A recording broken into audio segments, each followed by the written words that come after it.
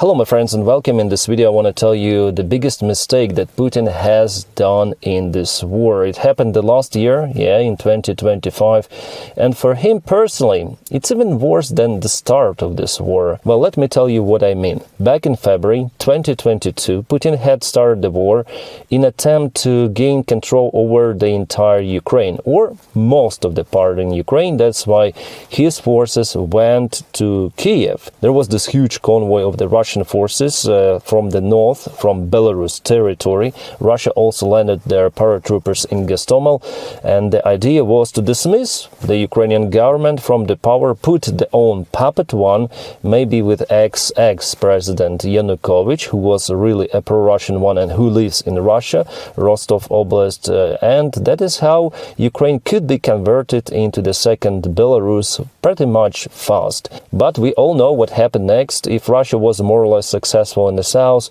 in the northern areas, and also in Kyiv, they were not successful at all. And after a while, Putin understood that he doesn't have enough forces right away to conquer Ukraine. So to minimize the risks of his forces being trapped, encircled, or demolished, and it was happening like that because those convoys, they were exposed to Ukrainian aviation and artillery strikes. Plus, Russia wasn't able to provide the air superiority for its forces. So the only way was to withdraw from the Kyiv Oblast, Kharkiv, and to change this war to the war of attrition.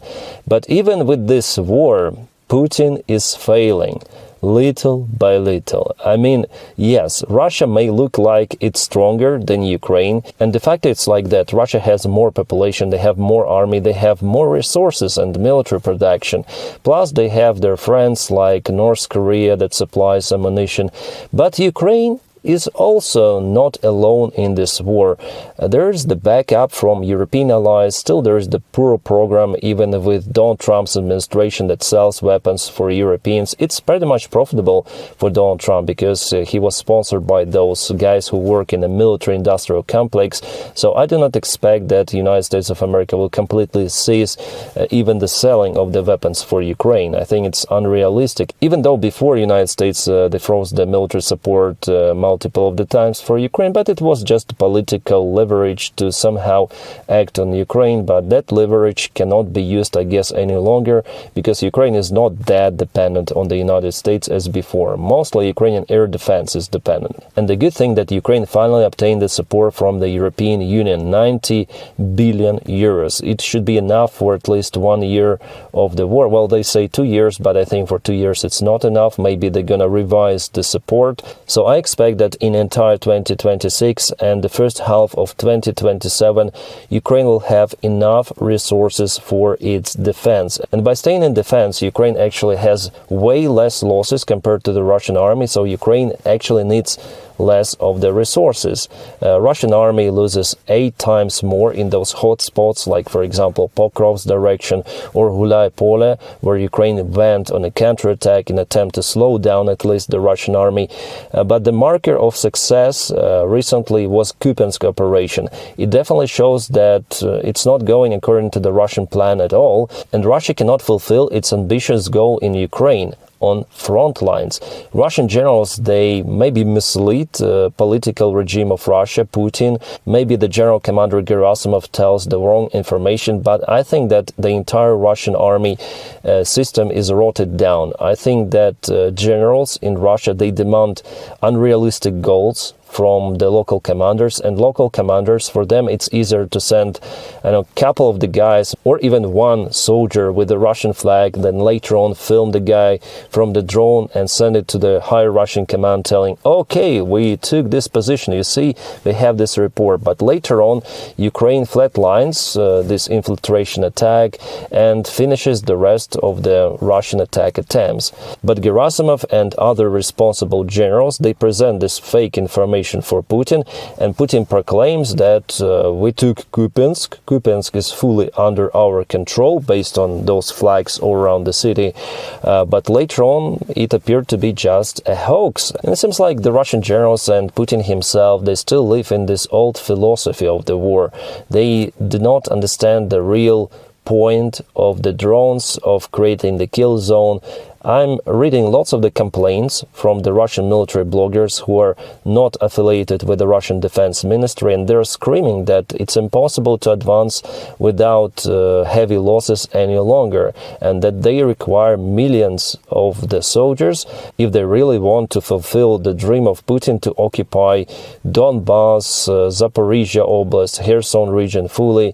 They say it's just a madness to send infantry or convoy attacks, but Russian generals, they continue to do it. Still they're sending those convoys, still they're using motorcycles, all-terrain vehicles, even horses, recently, in addition to the donkeys for supplies.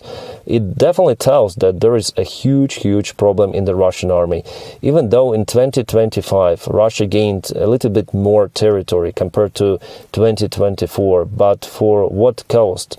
They lost a lot, and no big settlements were captured by Russia, as they say, liberated, that they annihilated everything down to the ground, flat line, and they say, oh, we liberated the settlement, some of the village. And the scale of the war had changed, then those generals, they report to Putin, oh, we occupied this small village, or that small town, or they mislead, actually providing fake information that they've occupied even Pokrovsk by the time Ukraine celebrates New Year in Pokrovsk, firing fireworks. So it's just not the scale of the second army in the world. And some Russian propagandists say, oh, who says that Russian army is the second one in the world, the second biggest one? Well, the Russian propaganda said it in 2022, that for them it will take just a few days to occupy entire Ukraine, that they have the second army in the world, lots of the nukes and so on. But Russia wasted its entire army.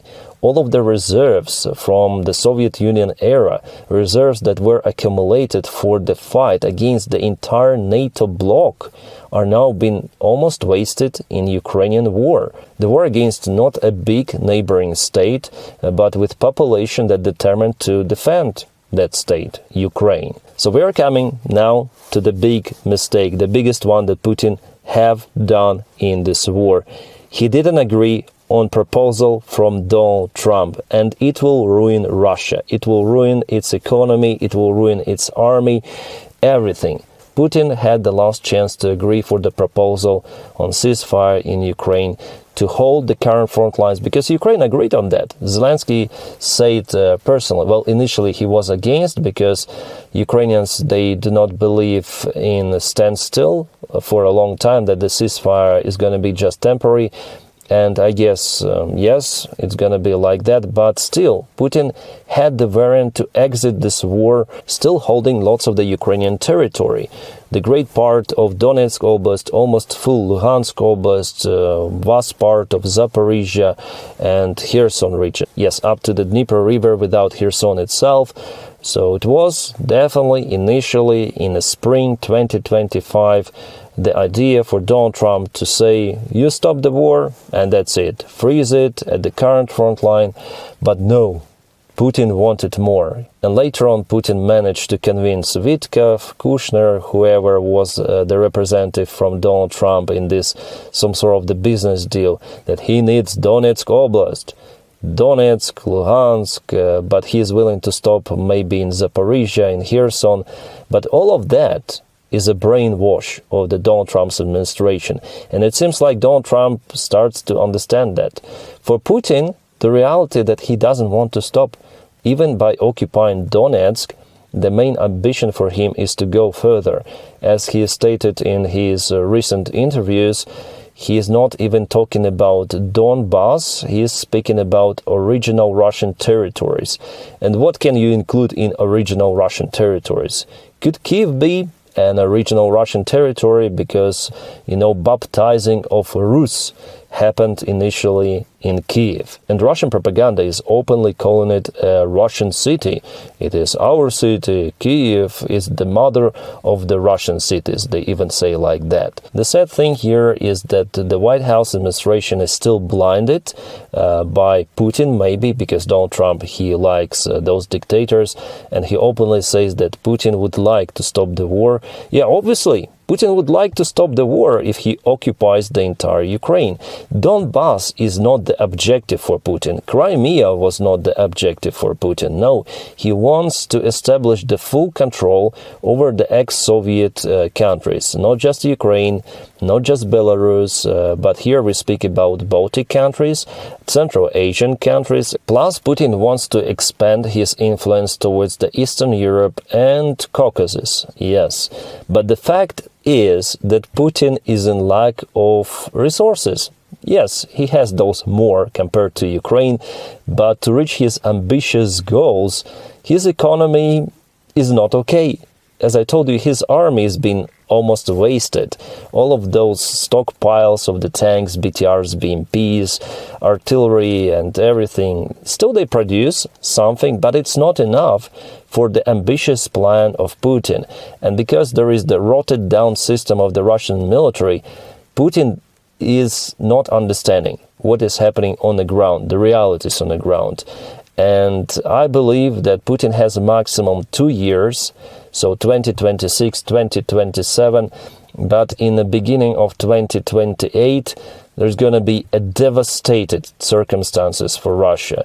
I think that Russia cannot handle it, this full-scale war for more than 2 years, and 2026 will be finally a decisive one for Russia of whether they're gonna announce a full mobilization of their army men, and that's the last hope of Putin. Maybe to send so many mid-waves to break through Ukrainian defense lines, to go in those open field regions and to get control over Zaporizhia, over even Kharkiv, maybe entire Donbass and so on.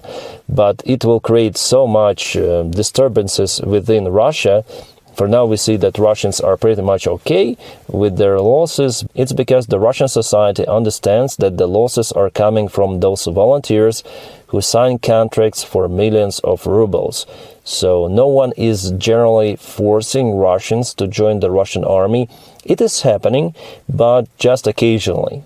Not massively, but if there is a huge mobilization, once again, just imagine how many people would like to exit Russia once again, as it was in 2022. That mobilization definitely triggered lots of the workforce to exit Russia. It harmed Russian economy a lot. By mobilizing 300,000 Russian soldiers, Russia lost roughly 700 Russians who were working in different of the spheres.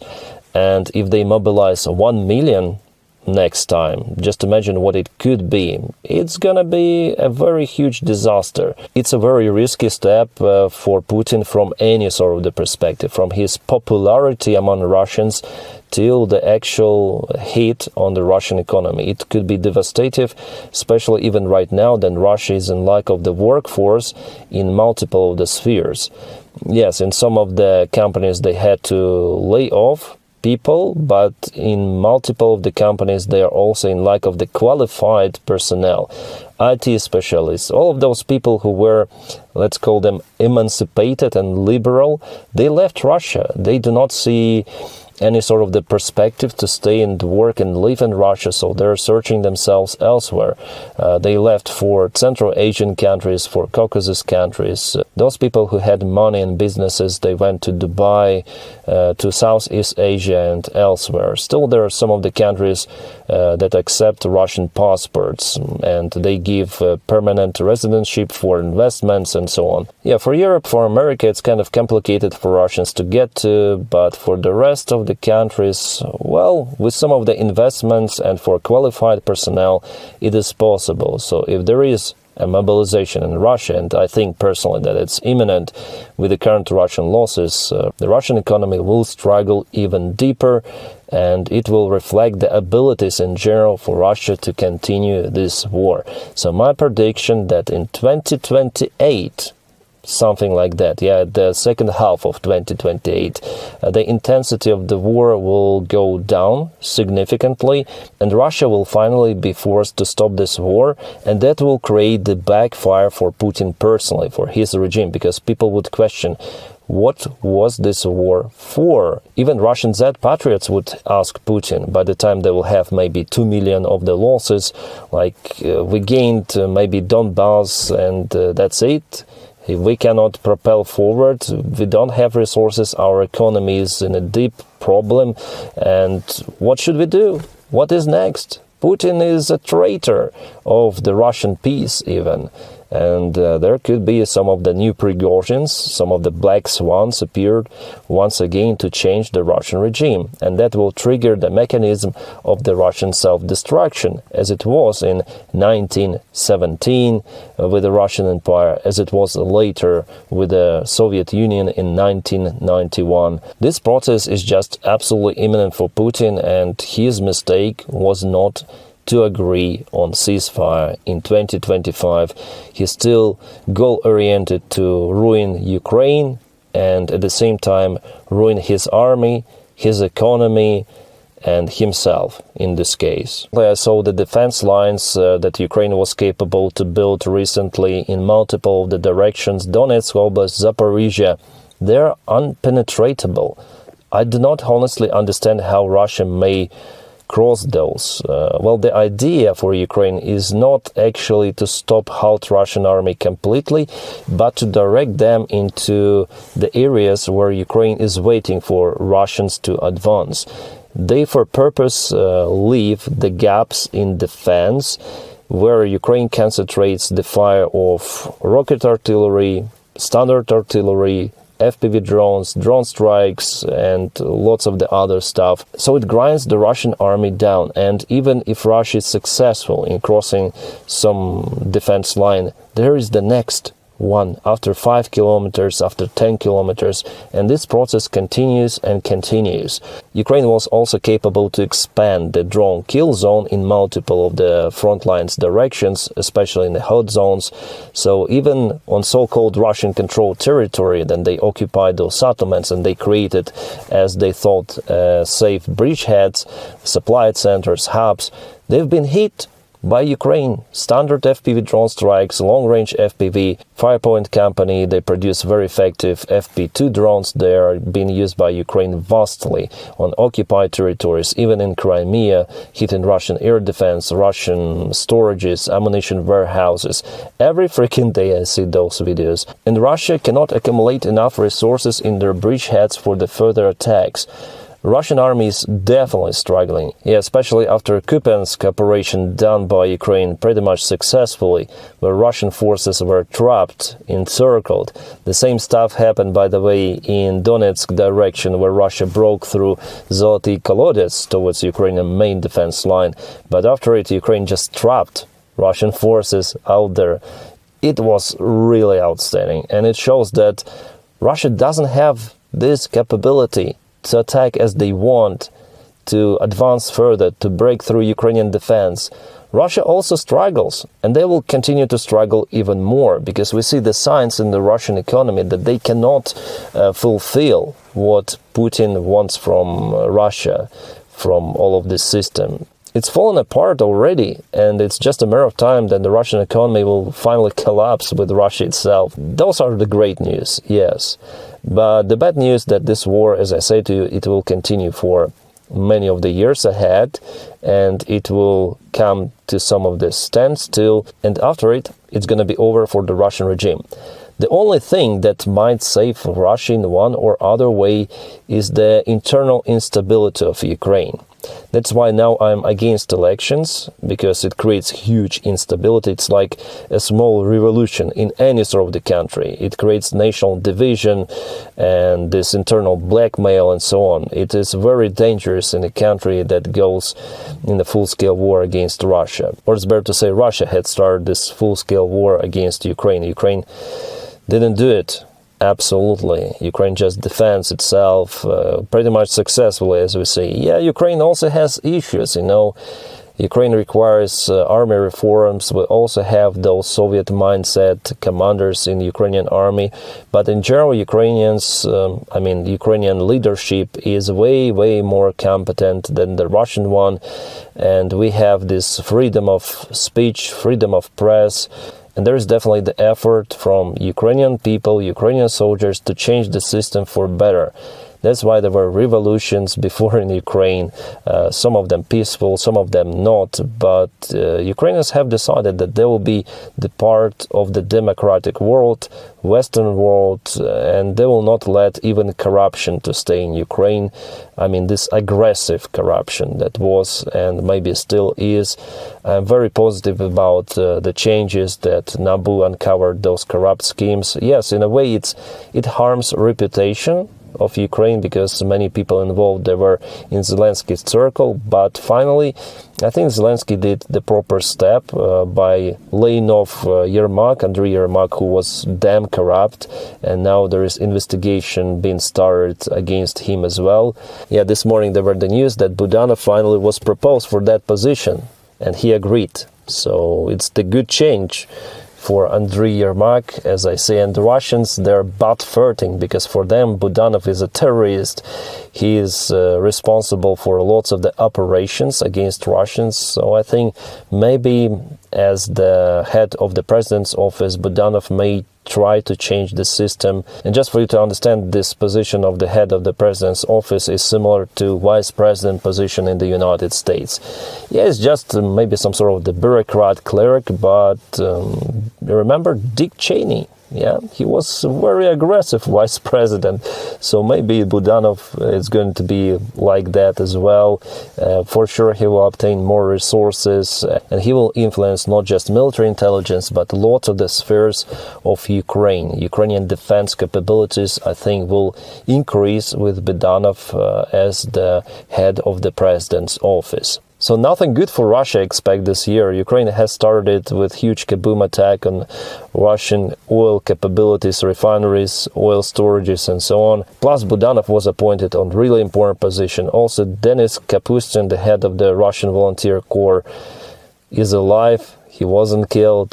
Also, good news for us. The Russians were happy about his death, but not any longer. They understand that if everything goes according to this plan of Ukraine for Russian degradation, and it is already happening, that the Russian Volunteer Corps will play a great role in Russia, within Russia, to destabilize it from inside. But Putin's attempts to destabilize Ukraine and the Ukrainian society, they basically fail.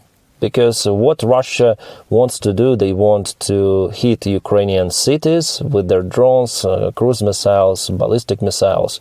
And they want to force like that for Ukrainians to be against Ukrainian government, to break this will for resistance. In its turn, it may cause the internal instability in Ukraine, as Putin thinks.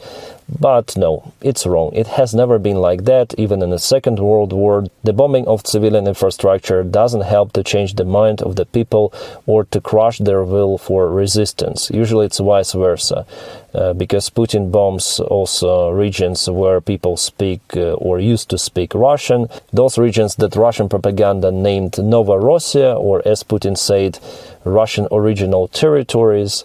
People there, they hate Russia even more after every sort of the strike. And just now, while I'm recording this video, there was this strike on Kharkiv. And I have lots of the friends in Kharkiv, and they say they hate Russia. They don't like it because Russia bombs them. And it increases the internal resistance of people. It increases also the volunteer effort of Ukrainians, because they understand that if they donate for example, Ukrainian drone interceptors to Sternenko or someone else, there will be less of those strikes on their cities, of course. And they also want some sort of the revenge strikes on Russian territory. That's why they also donate for long-range drones or for FPV drones, for us to see those videos of how Russians are running away, or it's better to say trying to run away from Ukrainian drones on the front lines. Magyar posts lots of those videos, and seeing those, it's definitely understandable that Russia is not winning. Nowadays, then I read most of the Russian military bloggers who definitely say the information as more or less it is. They only complain. It's like, you know, Prigozhin was screaming, "Shoigu, Gerasimov, where is the munition?" That is how Russians are now screaming, that they lose this war. because they have significant losses, and Ukraine even counterattacks. Kupiansk, it was a terrible thing for Russia, for Russians' morale, and still it is. And the situation there is getting worse and worse. As well as in other directions, Russians say that they're in lack of everything. They suffer. They cannot do it for years and years. So I expect that finally Russia will be kaputted by Putin, his own regime, and we will not recognize Russia in around 10 years. Yeah, it's gonna be very interesting. I'm gonna record lots of the videos, not the update from Ukraine, but update from Russia. I'm sure about it. I will have the content till the rest of my life, it seems like.